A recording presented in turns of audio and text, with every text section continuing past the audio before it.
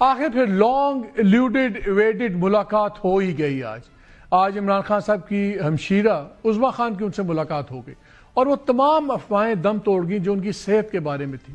وہ باہر آئیں، انہوں نے آگے بتایا کہ ان کی صحت ٹھیک ہے اور کچھ سخت باتیں بھی کیں، لیکن جو سب سے امپورٹنٹ بات تھی کہ ان کی صحت ٹھیک ہے.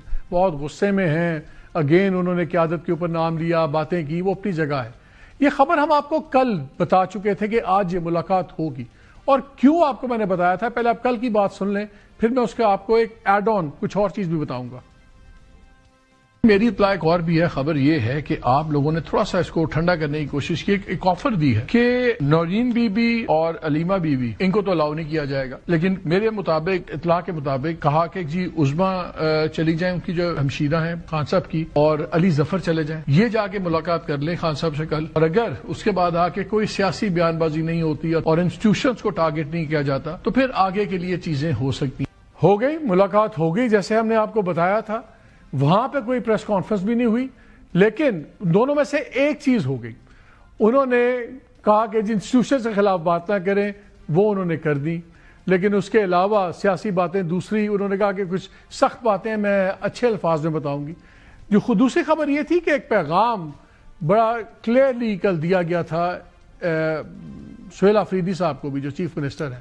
ان کو کہا گیا تھا کہ اگر آپ یہ ٹیررزم کے معاملے میں، افغان ایشو کے معاملے میں پارٹی ٹو دا کانفلکٹ نہ بنے تو پھر کسی کو نہ گورنر راج کی بات ہے، نہ کوئی ایسا ہنگامہ ہے، کچھ نہیں ہوگا ایز لانگ اس کے اوپر آپ اپنی پالیسی بڑی کلیئر رکھیں، ورنہ پرابلمز ہوگی. وہاں سے بھی ایک گڈ ول جیسچر آیا، یہاں سے گڈ ول جیسچر ہوا ملاقات کا، وہاں سے گڈ ول جیسچر آیا کہ وہ آج اسلام آباد ہائی کورٹ کے سامنے دھرنے میں نہیں آئے، اگرچہ انہوں نے ہی کال کیا ہوا تھا. سو یہ اچھی ڈیولپمنٹس ہیں، لیکن اب دیکھنا یہ ہے کہ یہ جو تھوڑی بہت سخت باتیں ہوئی ہیں، کیا یہ اب آنے والے دنوں کا مزاج دوبارہ پوائنٹ سکوئر ون پہ لے جائے گی یا بات آگے بڑھے گی. یا بات کریں گے، مرسد بھی ہمیں جوائن کریں گے، رانا سلارو صاحب، ان سے باتیں پوچھیں گے. لیکن آج ایک اور بھی بڑا ٹریجک انسیڈنٹ ہوا. اسسٹنٹ کمشنر جو میران شاہ کے ہیں، شاہ ولی، ان کا بہیمانہ قتل ہوا.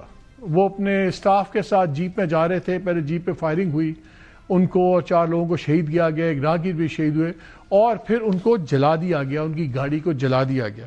آپ کو یاد ہے جولائی کے اندر بھی ایک اسسٹنٹ کمشنر تب باجوڑ میں تھے، فیصل اسماعیل، ان کو بھی بازار کے اندر وہ ان کی جیپ تھی اس کے ساتھ بام لگا کے ان کو بھی شہید کر دیا گیا تھا. اور انفارچونیٹ بات یہ ہے کہ یہ دونوں بڑے گہرے دوست بھی تھے، وہ لوگ بتاتے ہیں. آج خوارج بھی مارے ہیں 7-8. اب ایشو یہی ہو رہا ہے کہ یہ سب سے بڑا ایشو جو اس وقت اور جو ڈفرنسز بھی کریٹ کر رہا ہے between P T I and powers that be, وہ یہ افغان پالیسی کے اوپر ہے، وہ کاؤنٹر ٹیررزم کے اوپر ہے کہ وہ باتیں کہاں جا کے رکیں گی.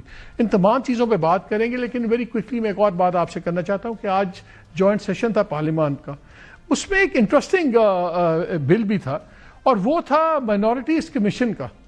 سم ہاؤ اس کے اوپر بہت زیادہ اپوزیشن آئی. کیوں آئی؟ سمجھ سے بالا تر ہے، بیکاز اس طرح کے کمیشن پہلے بھی ہیں، اور مائنورٹیز کا اگر کمیشن بنتا ہے اور مائنورٹیز کے حقوق کا تحفظ ہوتا ہے، اس کی اب کیوں مخالفت کریں گے؟ خیر اینی وے، اس پہ پھر ڈیٹیل میں کوئی بات کریں گے. ابھی سے ہم بات کر لیتے ہیں کہ کیا پی ٹی آئی کے لیے آنے والے دن کچھ نرمی ہوگی، اور یا ہم بیک ٹو سکوئر ون ہیں.